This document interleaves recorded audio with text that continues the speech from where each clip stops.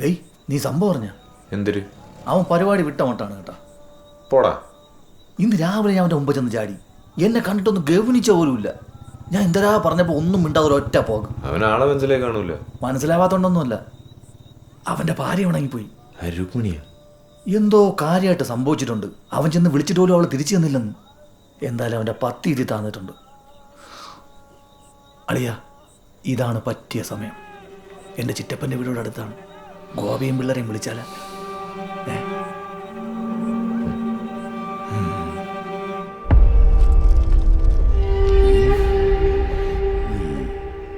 ശത്രുവിന് ക്ഷീണം സംഭവിച്ചുകൊണ്ട് നമ്മുടെ പണി എളുപ്പമാണ്. കടുത്ത പ്രയോഗം വല്ലതും വേണോ? ജീവഹാനി വരെ സംഭവിക്കാം. പക്ഷേ ചെലവ് കൂടും. ഒന്നും വേണ്ട. പിന്നെ എന്നെ അടിക്കാൻ അവൻ്റെ കൈ പൊങ്ങരുത്. പൊങ്ങില്ല, അവൻ്റെ കയ്യും കാലും പൊങ്ങില്ല. അവനെ നമ്മുടെ വരുതി കൊണ്ടുവരും. പണിക്കർ ഉപാസിക്കുന്നത് ചില്ലറക്കാരെയല്ല, എൻ്റെ കൺമുന്നിൽ കൊണ്ടുവരും. ഈ മുറ്റത്ത് കൊണ്ടുവരും. എൻ്റെ ദേവി, അയ്യോ കാലം സൈക്കിളല്ലോ. അവൻ വന്നു. ആര്? അമ്മണി. പുറത്തോട്ടല്ല, അകത്തോട്ട്. ഇല്ല, എനിക്കും കിട്ടും. പോ. അയ്യോ, എന്നെ ചങ്കും ചക്രം 2 പാത്രത്തിലാകുമെന്ന് തോന്നുന്നു. കയറുവാ കയറുവാ, അങ്ങകത്തോട്ട് കയറുക. പണിക്കരെ,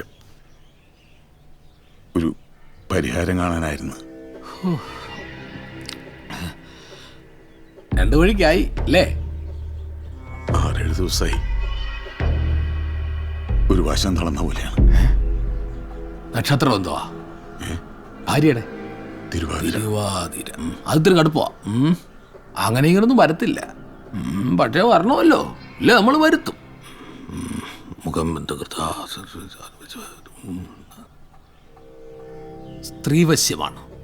വശീകരിക്കേണ്ടത് സ്വന്തം ഭാര്യയെ തന്നെ ആയതുകൊണ്ട് ചെറിയൊരു പ്രയോഗം മതി. എന്താ അല്ലേ? എന്നാ പിന്നെ വൈകിട്ട് ഞാൻ വീട്ടിലോട്ട് വരാം. ആള് വരേണ്ട അങ്ങോട്ടാണല്ലോ അല്ലേ? ആയിക്കോട്ടെ. പിന്നെ നിന്ന് അമ്മയുടെ കാര്യമായിട്ട് അമാന്തം വിചാരിക്കുന്നില്ല. ഇന്ന് രാത്രി തന്നെ ചെയ്താക്കാം. എന്താ? എന്നാ പിന്നെ ചെന്ന്.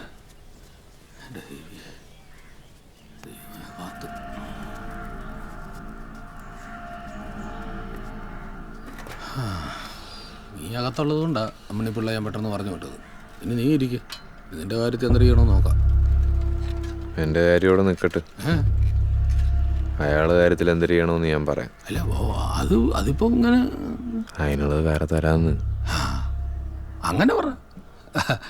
അല്ലെങ്കിൽ ഇപ്പോൾ കാച്ചുള്ളിടത്തോട്ട് ദൈവം പോകത്തുള്ളൂ. മഹാകാളി, രുദ്രകാളി, ഭദ്രകാളി.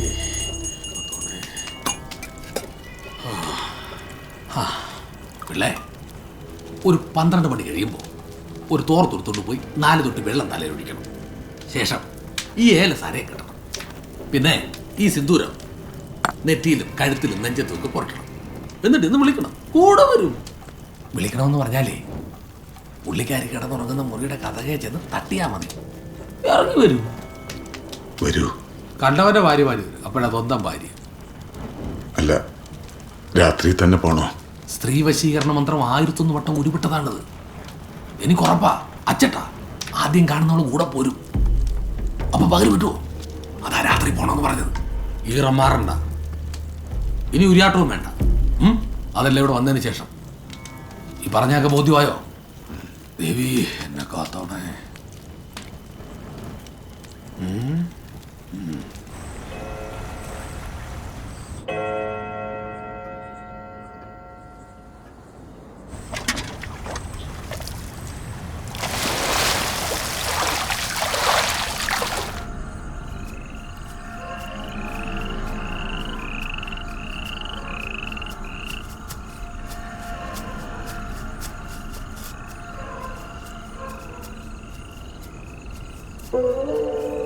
കടവിലാളുണ്ടാടേ.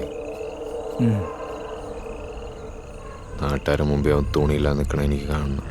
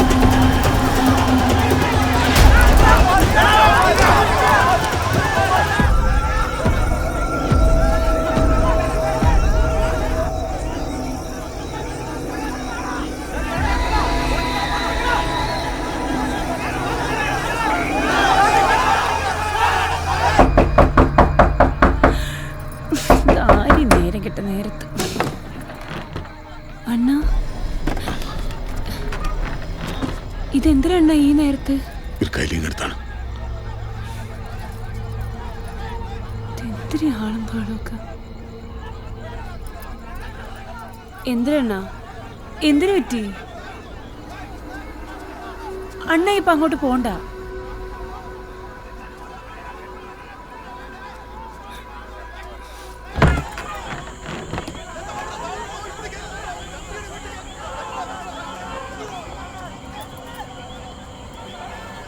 ഇതേതാമാരി?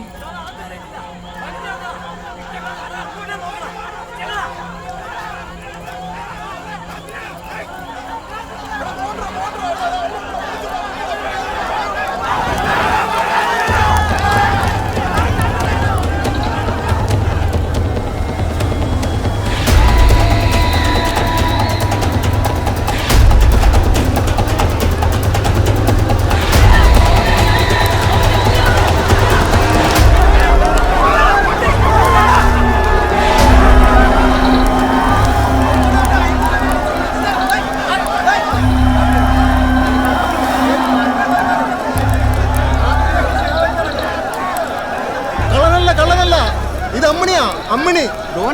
ചന്ദ്രികയുടെ കയ്യില് വെറുതെ അല്ല പെണ്ണുമ്പെണ്ണ കളഞ്ഞിട്ട് പോയത്. സത്യവാനും സാവത്രിയും കളിച്ചോട്ടാണ് പെണ്ണാട്ടി മാപ്പിളെ. സാവത്രി കളഞ്ഞിട്ട് പോയി. സത്യവാ തുണിയില്ലാതെ